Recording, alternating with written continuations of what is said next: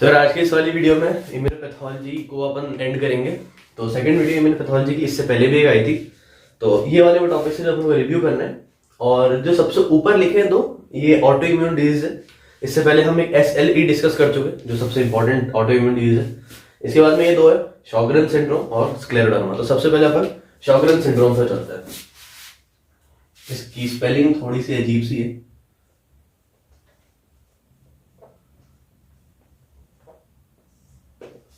ये जे की जैसे नहीं, एच की जैसे प्रोनाउंस होता है। ठीक है, एच की जैसे क्यों होता है वो आप इनके माँ बाप से पूछिए। ठीक है, तो शॉगरेन सिंड्रोम जो है, देखिए इसमें दो कैरेक्टरिस्टिक फीचर्स होते हैं। एक तो drying of eyes and drying of mouth. ठीक है, तो जो आईज होती है वो ड्राई क्यों हो जाएगी, आप सोचा हुआ है लेक्राइमल ग्लैंड जो है उसकी फंक्शनिंग बंद हो जाती है। और अगर ड्राइंग ऑफ माउथ की बात करें, जिसको जीरोस्टोमिया बोलते हैं, तो वो उसमें क्या डिफेक्ट आ सकता है, तो उसमें जो सलाइवरी ग्लैंड जो उसकी फंक्शनिंग बंद हो जाएगी। अब इसकी फंक्शनिंग बंद हो क्यों रही है, लेक्राइमल ग्लैंड का सलाइवरी ग्लैंड की फंक्शनिंग बंद हो क्यों रही है, तो सिंपल सा लॉजिक है, ऑटो इम्यून डिजीज है, तो किसी और एंटीबॉडी के चलते डिस्ट्रक्शन हो रहा है। ठीक है, तो कौन सी एंटीबॉडी, तो एंटीबॉडी जो होती है उसको हम कहते हैं एंटी राइबोन्यूक्लियोटाइड एंटीबॉडीज। ठीक है, एंटी राइबोन्यूक्लियोटाइड एंटीबॉडीज। अभी दो तरह की होती है, एक होती है जैसे SS यानी शॉगरेन सिंड्रोम, तो SS से डिनोट करते हैं SSRO और एक SSLA। ठीक है, ये दो टाइप की एंटीबॉडीज होती है जो कि डिस्ट्रॉय कर सकती है आपकी लेक्राइमल ग्लैंड को और सलाइवरी ग्लैंड। तो SSRO जो है ना, ये दो टाइप के एंटीबॉडीज है। तो SSRO जो है ये क्रॉस कर सकती है प्लेसेंटा को, वर्टिकल ट्रांसमिशन हो सकता है इसका। और ये फीटस में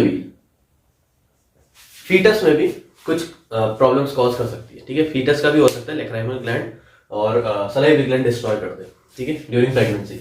और आपको पता है कि जो ऑटो इम्यून डिजीज होती है वो विमेन में ज्यादा कॉमन है during their childbearing age. ठीक है, अब कभी भी अगर कोई ऑटो इम्यून डिजीज है तो उसके साथ में एसोसिएट होती है कि यार अगर मेरे को एक ऑटो इम्यून डिजीज है ना, जैसे मान लीजिए यहाँ पे लेक्राइमल ग्लैंड और सलाइवरी ग्लैंड की समस्या है, तो उसके साथ में हो सकता है कि कोई दूसरा ऑर्गन भी इन्वॉल्व हो जाए। सेम उसी शॉगरेन सिंड्रोम है, ये प्राइमरीली तो लेक्राइमल ग्लैंड और सलाइवरी ग्लैंड का फैक्टर है, लेकिन इसकी वजह से हो सकता है जॉइंट्स में इन्वॉल्व हो जाए और रूमेटॉइड आर्थराइटिस हो जाए। ठीक है, so this poses a risk for rheumatoid arthritis. Rheumatoid लिख रहा हूं, ठीक है, रूमेटॉइड आर्थराइटिस। ठीक है, रूमेटॉइड आर्थराइटिस की रिस्क होती है इसके साथ में। और ड्यू टू नेगेटिव फीडबैक, अब काम तो कर नहीं रही आपकी सलाइवरी ग्लैंड और आपकी लेक्राइमल ग्लैंड, तो नेगेटिव फीडबैक की वजह से जो सलाइवरी ग्लैंड और लेक्राइमल ग्लैंड है वो एनलार्ज कर जाती है।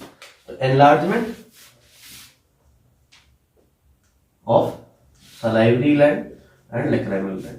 ठीक है, एनलार्जमेंट हो जाएगा इसका, और माउथ वगैरह ड्राई हो जाएगा, आईज ड्राई हो जाएगी। आईज ड्राई होने से क्या होगा, देखिए आईज अगर ड्राई हो जाती है ना तो उसको बोलते हैं केरेटोकंजक्टिवाइटिस, उसकी वजह से हो जाता है।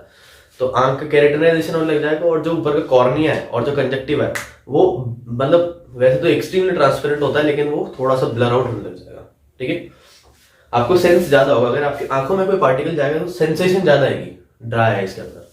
नॉर्मली जाता तो इतनी सेंसेशन नहीं आती, लेकिन ड्राई आईज में सेंसेशन ज्यादा आती है। ठीक है, और इसके साथ में अगर माउथ में सलाइवा कम है तो आपको ये पता है कि जो सलाइवा होता है वो बैक्टीरिया को किल करने का काम करता है, क्योंकि लाइसोजाइम प्रेजेंट होता है। लेकिन अगर सलाइवा नहीं होगा तो आप सोच सकते हैं कि बैक्टीरियल ग्रोथ ज्यादा होगी, तो डेंटल कैविटीज, माउथ अल्सर्स, इसकी रिस्क बढ़ जाएगी। ठीक है, ये था शॉगरेन सिंड्रोम। अच्छा, इसका डायग्नोसिस कैसे करते हैं, तो इसका डायग्नोसिस करते हैं लिप बायोप्सी से। लिप का थोड़ा सा पार्ट लेकर के उसकी बायोप्सी करते हैं, क्योंकि ये जो है इनको भी टेस्ट कर सकते हैं ब्लड में, but these are not diagnostic, क्योंकि SLE के अंदर भी ऐसी एंटीबॉडीज मिल सकती है। तो ये डायग्नोस्टिक नहीं, इसको भी टेस्ट कर सकते हैं, लेकिन जो डायग्नोस्टिक है वो है लिप बायोप्सी। ठीक है, लिप बायोप्सी। और अगर सलाइवा नहीं होगा तो swallowing में भी इश्यूज आएंगे, swallow भी नहीं कर पाएगा पेशेंट। ठीक है, तो ये शॉगरेन सिंड्रोम था। इसके बाद में अपन चलते हैं स्क्लेरोडर्मा पे। तो अब देखते हैं स्क्लेरोडर्मा। देखिए स्क्लेरोडर्मा जो है, इसके अंदर क्या हो रहा है, इसके अंदर कोलेजन डिपोजिशन हो रहा है। अब कोलेजन डिपोजिशन क्यों होगा, आप खुद सोच सकते हैं, फाइब्रोब्लास्ट स्टिमुलेशन की वजह से। तो फाइब्रोब्लास्ट स्टिमुलेशन के लिए फैक्टर्स कौन से रिस्पॉन्सिबल, हमने पहले पढ़े थे, platelet derived growth factor, interleukin 1, fibroblast growth factors, ये सब जो फैक्टर्स हमने पढ़े थे पहले टिश्यू रिपेयर के अंदर, वो सेम फैक्टर्स यहाँ पे इन्वॉल्व है स्क्लेरोडर्मा के अंदर। ठीक है। तो इसके अंदर कोलेजन डिपॉजिट हो रहा है। अब इसमें क्या होता है, कोलेजन डिपॉजिट कई जगह पे हो सकता है। मान लीजिए स्किन के अंदर हो रहा है एक तो, प्लस इंटरनल ऑर्गन्स के अंदर, जैसे हार्ट के अंदर हो जाएगा, किडनी के अंदर हो सकता है, ईसोफेगस में, जीआई ट्रैक्ट के अंदर, ये प्रॉब्लम इसके अंदर आती है। तो इस बेसिस पे इसको दो में क्लासिफाई किया, दो टाइप्स में क्लासिफाई किया जाता है। तो स्क्लेरोडर्मा का टाइप 1 डिफ्यूज स्क्लेरोडर्मा। देखिए डिफ्यूज का मतलब क्या है, हर जगह पे इसमें कोलेजन डिपॉजिशन होने लग जाएगा। अच्छा, अब डिफ्यूज का कारण क्या होता है, तो डिफ्यूज का कारण होता है anti DNA topoisomerase 1 antibodies, anti DNA topoisomerase 1 antibody. और ये जो एंटीबॉडीज है ये क्या करेगी, ये बेसिकली सिम्टम्स कॉज करवाएगी इसके, और इनकी वजह से स्टिमुलेशन होगा फाइब्रोब्लास्ट का। इनकी वजह से बेसिकली जो फैक्टर्स है वो रिलीज होंगे, और वो फैक्टर्स जो स्टिमुलेट करेंगे फाइब्रोब्लास्ट को। अब देखिए जो फाइब्रोब्लास्ट है वो कोलेजन सिंथेसिस करेंगे। अब वो कोलेजन कहां डिपॉजिट हो सकता है, तो एक तो स्किन में तो हो ही सकता है, इसके साथ में इंटरनल ऑर्गन्स में जब डिपॉजिट होने लगता है तब मेन प्रॉब्लम आती है। तो कौन से इंटरनल ऑर्गन्स, जैसे हार्ट, डिपॉजिशन कहां हो रहा है कोलेजन का, हार्ट के अंदर। तो हार्ट के अंदर, हार्ट की बॉल में अगर कोलेजन का डिपॉजिशन हो जाएगा तो रेस्ट्रिक्टिव कार्डियोमायोपैथी, हार्ट रिलैक्स नहीं कर पाएगा, रेस्ट्रिक्टिव कार्डियोमायोपैथी हो जाएगी, विच में लीड टू एरिथमियास। ठीक है, एरिथमिया से लीड कर सकता है। हार्ट के बाद किडनी, किडनी में अगर डिपॉजिट हो जाएगा तो रीनल इनसफिशिएंसी। इसके बाद में ईसोफेगस, ईसोफेगस में अगर डिपॉजिट हो गया तो स्वॉलिंग में समस्या। जीआई ट्रैक्ट, जीआई ट्रैक्ट में हो गया तो एब्जॉर्प्शन में दिक्कत। ठीक है, ये ऑर्गन्स अफेक्टेड हो सकते हैं, इसके साथ में और भी ऑर्गन्स अफेक्टेड हो सकते हैं, लेकिन ये 4 कैरेक्टरिस्टिक है। ठीक है, इसके बाद नंबर 2 ये हो गया डिफ्यूज, इसके बाद में लोकलाइज्ड। ठीक है, लोकलाइज्ड। तो लोकलाइज्ड स्क्लेरोडर्मा किसकी वजह से होता है, एंटी सेंट्रोमियर एंटीबॉडीज। अच्छा, लोकलाइज से पहले इसमें एक चीज और देख लेते हैं, डिफ्यूज में बहुत इंपॉर्टेंट है कि जो आपकी आर्टरीज होती है, ठीक है, आर्टरीज जो होती उसके अंदर भी कई बार, आर्टरीज के अंदर भी कई बार डिपॉजिशन हो जाता है कोलेजन का, कोलेजन डिपॉजिशन इन आर्टरीज। कोलेजन डिपॉजिशन आर्टरीज के अंदर होने से क्या होगा, देखिए आर्टरी के अंदर जब कोलेजन डिपॉजिट हो जाएगा, मान लीजिए आर्टरी, अब इसके अंदर यहाँ पे कोलेजन डिपॉजिट हो गया, ठीक है, यहाँ पे कोलेजन डिपॉजिट हो गया। अब कोलेजन डिपॉजिट जो होता है वहां पे मतलब बेसिकली फाइब्रोब्लास्ट भी प्रेजेंट है, और फाइब्रोब्लास्ट के अंदर आपको पता है कैटेगरी होती है मायोफाइब्रोब्लास्ट, जो इसमें कॉन्ट्रैक्टाइल एक्टिविटी। तो जैसी कोल्ड रिलेटेड कंडीशंस आएगी वैसे ये आर्टरी कॉन्स्ट्रिक्ट कर देगी। मोस्टली एंड आर्टरीज के अंदर होता है, तो due to collagen deposition, extreme collagen deposition, ये आर्टरीज कॉन्स्ट्रिक्ट कर देगी। ठीक है, और इन आर्टरी से कॉन्स्ट्रिक्ट करने की वजह से जो एवास्कुलर नेक्रोसिस है उसकी समस्या बढ़ सकती है। ठीक है, तो ये डिफ्यूज था। इसके बाद में लोकलाइज में एंटी सेंट्रोमियर एंटीबॉडीज होती है। अब इसके अंदर क्या इन्वॉल्व है, mainly face and hands, face and hands के अंदर आपको डिफ्यूज कोलेजन डिपॉजिशन देखने को मिलेगा। ठीक है, देखिए लोकलाइज जो सिम्टम्स होते हैं इसको याद रखने के लिए एक तरीका है, उसको अपन बोलते हैं क्रेस्ट। ठीक है, क्रेस्ट, तो इसलिए इसको नाम देते हैं क्रेस्ट सिंड्रोम। तो सी से क्या है, सी से कैल्सिनोसिस। कैल्सिनोसिस बेसिकली जो हमने डिस्ट्रॉफिक कैल्सिफिकेशन पढ़ा था वो है ये कैल्सिनोसिस। तो स्किन के अंदर कैल्शियम का डिपॉजिशन होगा। ठीक है, आर से है रेनॉल्ड्स फिनोमिनन।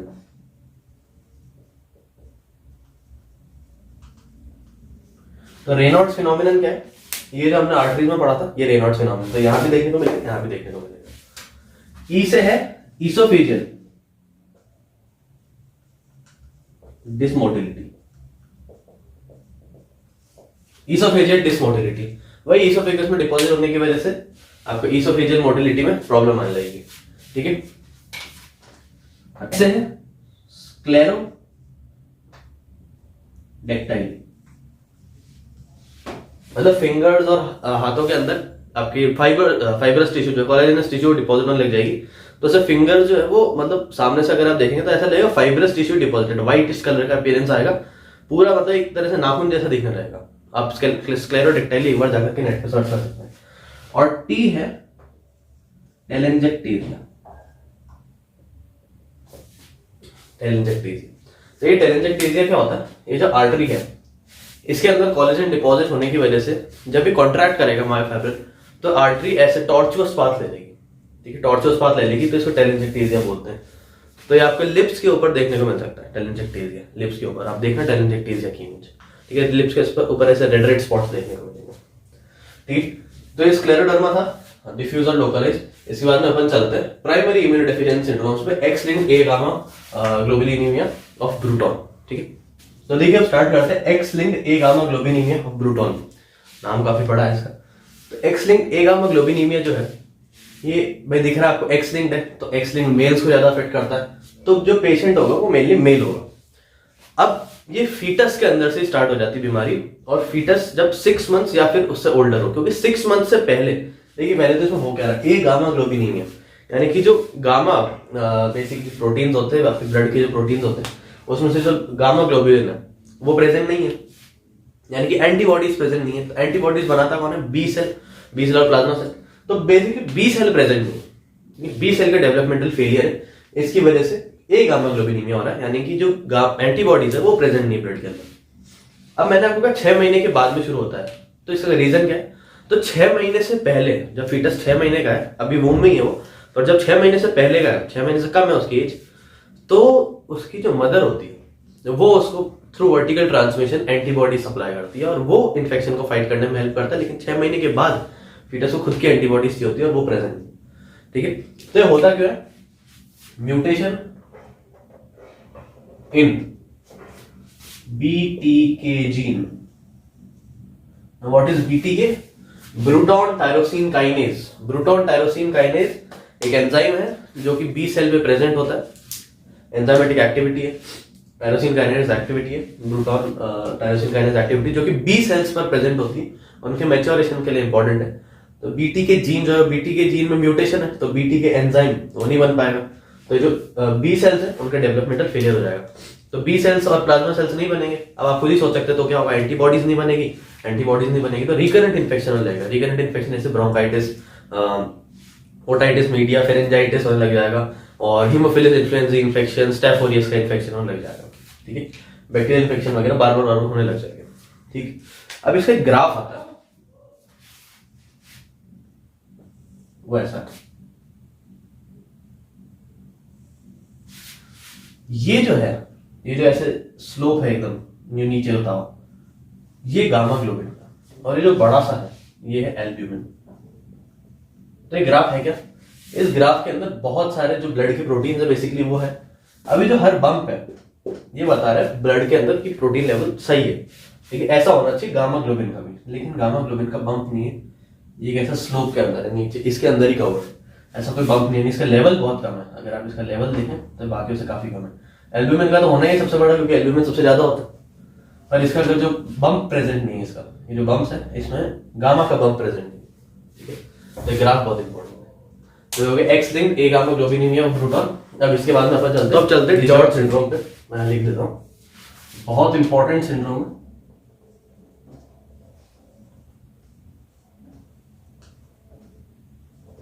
देखिए डिजॉर्ड सिंड्रोम जो है इसको आप ऐसे स्पेसिफिकली मत पढ़िए, इसके साथ में एक चीज और एसोसिएट करना चाहता हूं मैं, तो उसके लिए पहले आप यहाँ पे एक डायग्राम दीजिए।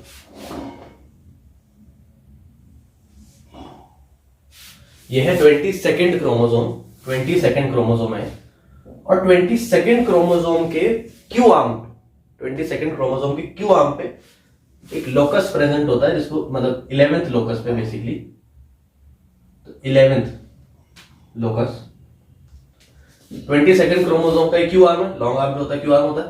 तो इसके जो 11th लोकस है, 11th लोकस के ऊपर जीन्स प्रेजेंट होते हैं कुछ, ठीक है, ये मैं और बना देता हूं जीन्स,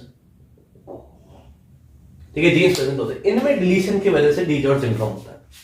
तो 22nd क्रोमोसोम के 11th लोकस पे डिलीशन की वजह से डिजॉर्ड सिंड्रोम होता है। डिजॉर्ड सिंड्रोम में होता क्या है? तो डिजॉर्ड सिंड्रोम में 3rd and 4th pharyngeal pouches,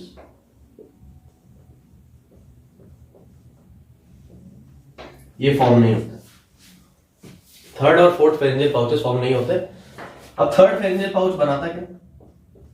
तो ये बनाता है इंफीरियर पैराथायरॉइड ग्लैंड,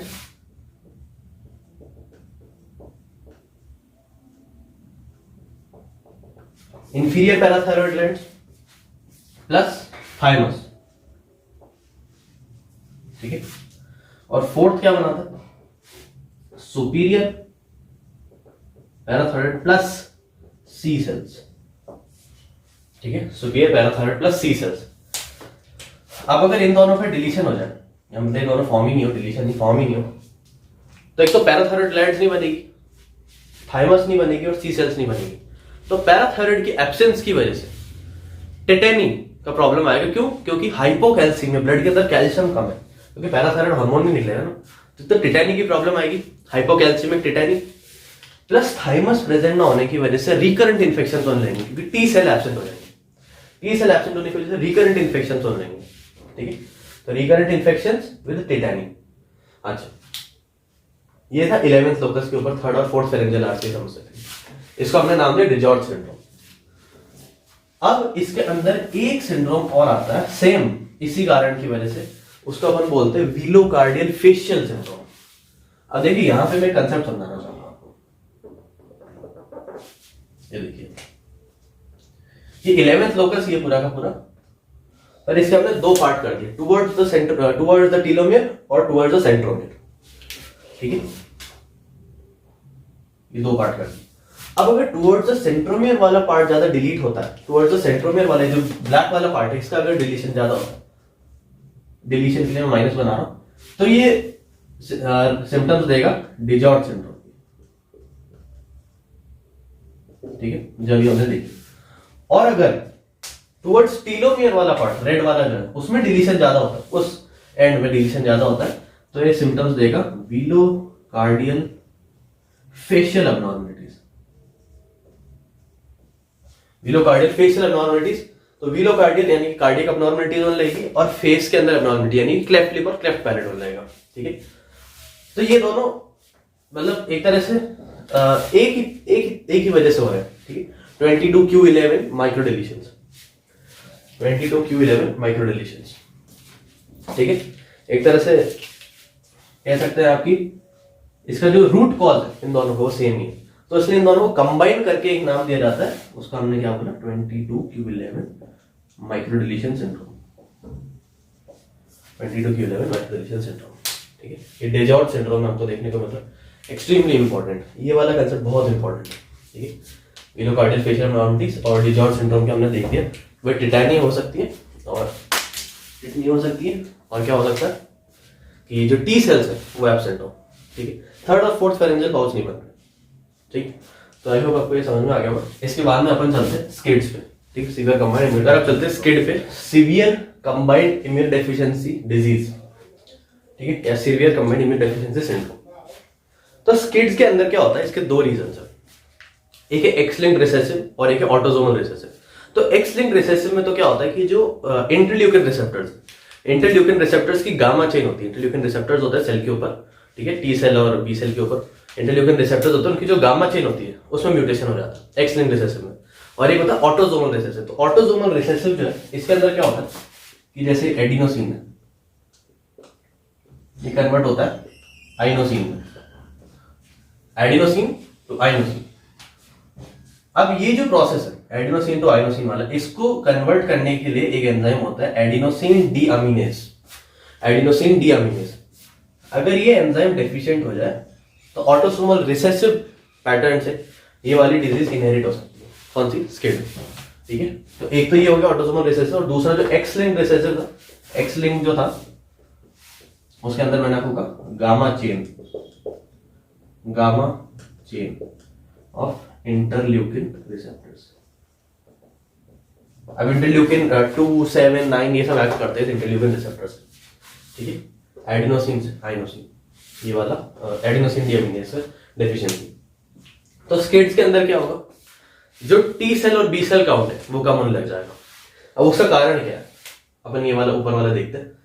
देखिए, एक तो जो एडिनोसिन है उसको हम आइनोसिन में कन्वर्ट नहीं कर पा रहे, और आपको पता है यहाँ से एक सैल्वेज पाथवे जाता है जो वापस से इसको एडिनोसिन सॉरी एटीपी वगैरह में कन्वर्ट करता है, एटीपी एएमपी में। तो डीएनए के लिए इंपॉर्टेंट है, डीएनए फॉर्मेशन के लिए, तो वो नहीं हो पा रहा। इसके साथ में एडिनोसिन अगर एक्यूमुलेट हो जाएगा, एडिनोसिन एक्यूमुलेट हो जाएगा ना, तो adenosine is toxic for T cells. Adenosine and toxic adenosine नहीं, टॉक्सिक डीऑक्सी एडिनोसिन, ठीक है, deoxy adenosine is toxic for T cells. तो क्योंकि वो टॉक्सिक, तो सेल्स को बेसिकली मार देगा, ठीक है, टी सेल्स की डेफिशिएंसी हो जाएगी। तो इस सिंड्रोम के अंदर आपको देखने को क्या मिलेगा, तो इसके अंदर आपको काफी हद तक एड्स जैसे आपको बीमारियां देखने को मिलेगी। तो वायरल और फंगल इन्फेक्शन देखने को मिलेंगे। वायरल में साइटोमेगालोवायरस इन्फेक्शंस, आपको न्यूमोसिस्टिस इन्फेक्शंस देखने को मिलेंगे, ठीक है। साइटोमेगालोवायरस और न्यूमोसिस्टिस आपको एड्स में देखने को मिल रहे हैं, फिर भी यहाँ पे भी देखने को मिलेंगे। और इसका जो ट्रीटमेंट है वो है एंजाइम रिप्लेसमेंट। तो एडीए जो है इसको रिप्लेस कर सकते हैं, एडीए को रिप्लेस कर सकते हैं, but it is very costly, $250,000, ठीक है, $2.5 लाख पर ईयर के आसपास का इसका कॉस्ट आता है, तो वेरी वेरी एक्सपेंसिव। और इस ये भाई एक्स लिंक्ड रिसेसिव जो है वो तो मेल्स में ज्यादा देखने को मिलेगा, और फीटस के अंदर इसके सिम्टम्स आने लग जाते हैं। और इसके अंदर जो डेथ है वो लेस देन 1 ईयर में हो जाती है अगर ट्रीटमेंट ना दिया जाए तो। और इसका एक अंडर डेवलपमेंट प्रोसेस भी है ट्रीटमेंट के लिए, वो है जीन रिप्लेसमेंट थेरेपी। वो पूरा अभी तक हमने वो नहीं किया, मास्टर नहीं किया उसको, पर वो भी हो जाएगा स्लोली, तो इसका क्योर मिल जाएगा, बट वो भी अभी बहुत कॉस्टली स्टेज पे है, बहुत कॉस्टली वो, ठीक है। तो ये स्किड्स था। अब इसके अंदर, अब स्किड्स के अंदर कभी भी हम लाइव वैक्सीन जो होती है ना, एटीन्यूएटेड वायरस जिसमें होता है, मतलब कमजोर क्या हुआ बैक्टीरिया और वायरस जो होता है उसको लाइव वैक्सीन बोलते हैं, वो कभी नहीं देंगे, क्योंकि वो इनमें इन्फेक्शन कॉज कर सकता है। और टी सेल इनके अंदर क्योंकि प्रेजेंट ही नहीं है और फंक्शनली नहीं है, तो उस वैक्सीन का कोई मतलब भी नहीं है, ठीक है, और इन्फेक्शन और कॉज कर सकता है वो। तो इसलिए अपन जो लाइव वैक्सीन होते हैं वो इनमें नहीं देते, जो बाकी की वैक्सीन है वो सब हम इनमें दे सकते हैं, लाइव वैक्सीन के अलावा mRNA वैक्सीन वगैरह। और स्किड का एक ट्रीटमेंट और होता है, वो होता है स्टेम सेल ट्रांसप्लांटेशन। वो सबसे कॉमन ट्रीटमेंट है स्टेम सेल ट्रांसप्लांटेशन, ठीक है। तो haematopoietic stem cell basically, haematopoietic मतलब ब्लड फॉर्मेशन के लिए स्टेम सेल्स होते हैं, स्टेम सेल ट्रांसप्लांटेशन, ठीक है, हिमेटोपोएटिक स्टेम सेल ट्रांसप्लांट, ये सबसे कॉमन ट्रीटमेंट है। एंजाइम रिप्लेसमेंट और जीन थेरेपी भी है, पर this is the most common, ठीक है। अब चलते हैं अपन विस्कॉट-एल्ड्रिच सिंड्रोम पे। तो अब चलते हैं विस्कॉट-एल्ड्रिच सिंड्रोम पे। अब देखिए विस्कॉट-एल्ड्रिच सिंड्रोम को मैंने WAS लिखा है, इसका कारण मैं बताता हूँ। देखिए विस्कॉट-एल्ड्रिच सिंड्रोम जो है, this is due to mutation in Wiskott Aldrich syndrome protein gene, वॉस्प जीन, ठीक है। विस्कॉट-एल्ड्रिच सिंड्रोम प्रोटीन जीन, इस जीन के अंदर विस्कॉट-एल्ड्रिच सिंड्रोम प्रोटीन जीन वॉस्प जीन के अंदर म्यूटेशन की वजह से विस्कॉट-एल्ड्रिच सिंड्रोम हो जाता है, एल्ड्रिच सिंड्रोम, विस्कॉट-एल्ड्रिच सिंड्रोम। अब विस्कॉट-एल्ड्रिच सिंड्रोम के जो सिम्टम्स है उसका एक ट्रायड देखने को मिलता है, उसको याद रखने का तरीका क्या है।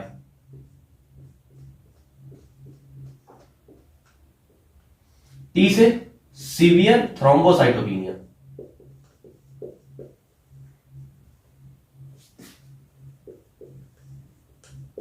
ठीक है, थ्रोम्बोसाइटोपेनिया, टी से सीवियर थ्रोम्बोसाइटोपेनिया, आई से recurrent infections, severe thrombocytopenia, recurrent infections, और ई से eczema. What is eczema? It is chronic spongiform dermatitis, ठीक है। एक्जिमा क्या होता है? क्रॉनिक स्पॉन्जिफॉर्म डर्मेटाइटिस, ठीक है। तो वॉस्प जीन के अंदर म्यूटेशन की वजह से हो रहा है। 3 सिम्टम्स का आपको ट्रायड देखने को मिलेगा, सीवियर थ्रोम्बोसाइटोपेनिया, रिकरेंट इन्फेक्शन और एक्जिमा। टाई याद रखने का तरीका क्रॉनिक स्पॉन्जिफॉर्म डर्मेटाइटिस। तो ये तो हमने देख लिया कि रिकरेंट इन्फेक्शन में देखने को मिलेंगे, और इसके अंदर हमको डेथ जो है वो भी देखने को मिल सकती है। तो डेथ का जो रीजन है वो है हेमरेज इसकी वजह से, सीवियर थ्रोम्बोसाइटोपेनिया की वजह से हेमरेज, ठीक है। एक तो हेमरेज हो सकता है डेथ का रीजन, या फिर एक रिकरेंट इन्फेक्शन जो है उसमें कोई अगर डेडली इन्फेक्शन हो जाता है तो सीवियर थ्रोम्बोसाइटोपेनिया की वजह से तो हेमरेज हो गया, और रिकरेंट इन्फेक्शंस की वजह से भी डेथ देखने को मिल सकती है। अच्छा, इसके बाद में इसका जो ट्रीटमेंट है, ट्रीटमेंट क्या है इसका? इसका अभी स्टेम सेल ट्रांसप्लांटेशन, ठीक है। अब इसके अंदर एक सवाल आता है कि कौन सी एंटीबॉडी इसमें ज्यादा हो जाती है, कौन सी एंटीबॉडी कम हो जाती है। तो इसके अंदर हो जाती है, जो एंटीबॉडीज बढ़ेगी वो है एंटीबॉडी IgE, IgA, ये दोनों तो बढ़ेगी। और कम कौन सी होगी? IgM, ठीक है। IgE और IgA बढ़ जाएगी और IgM कम हो जाएगी, ठीक है। तो ये विस्कोट-एल्ड्रिच सिंड्रोम था, ठीक है। तो आपको ये सब समझ में आ गया होगा। ये इम्यूनोपैथोलॉजी अपना खत्म हो गया। इसमें अगर आप रॉबिन्स वगैरह में देखेंगे तो और भी चीजें दिखेगी, बट वो मोर ऑफ इम्यूनोलॉजी का पार्ट है, ठीक है। माइक्रोबायोलॉजी में आता है तो इम्यूनोलॉजी का ज्यादा पार्ट है, तो माइक्रोबायोलॉजी के साथ पढ़ा जाता है उसको। तो वो अपन वहां पे देख लेंगे और जो सिम्टम्स आएंगे, ठीक है। और जो सिम्टम्स नहीं, और जो डिजीज और उसमें जो और कंसेप्ट लिखे हैं वो, ठीक है। तो ये था इम्यूनोपैथोलॉजी की सेकंड वीडियो। इसके बाद में अपन नियोप्लेजिया स्टार्ट करते हैं। Okay, thank you.